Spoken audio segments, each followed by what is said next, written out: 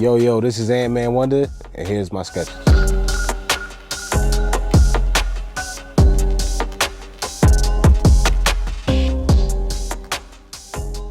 The way that I came up with sketches is pretty much, I'm a very random composer, and I kind of just go off of what I'm feeling or what I'm inspired by at the time.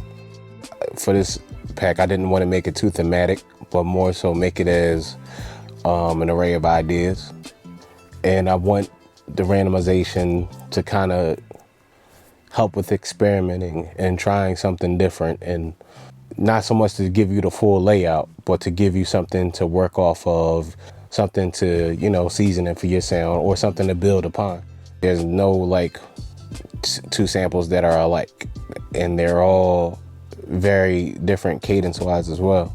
I'm trying to encourage people to think outside the box. I'm trying to encourage people to take my sound and create their own. My usual go-to is I start with the piano, of course, to come up with a melody. In case I'm writing strings or I'm writing, or I can pick up a guitar and try little things here and there. But my workflow is usually always starting off with experimenting with something and seeing if I can catch myself off guard. I study music theory, and I learn these rules to figure out how to break them. And then, I'll get with some synths and some bass and, play with the regular stuff. And I'll actually lay everything down with probably the most basic instruments there is.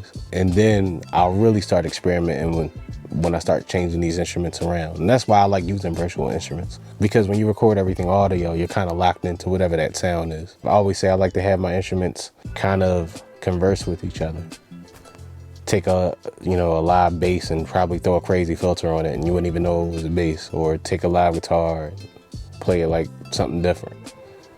But I like to take certain things and, challenge myself to come up with a different sound. So everything feels like something, but it feels new. The first time I actually came up with the idea to play everything as a composition and then sampling it into the MPCs was probably like the very, very early 2000s. I would play like on a Roland Phantom, and those sounds, they didn't sound like real sounds, but I would try to make them sound like a band played them. And I kept studying, going through trial and error.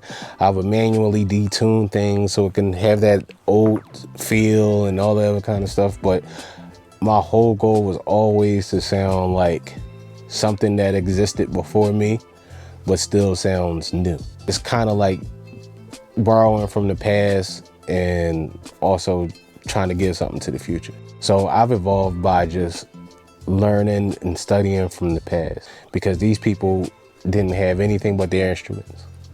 And now we have millions of instruments. We have millions of things to pull from. The fun of it is learning and getting better. Whenever I put something in my skill bag, man, it just feels amazing.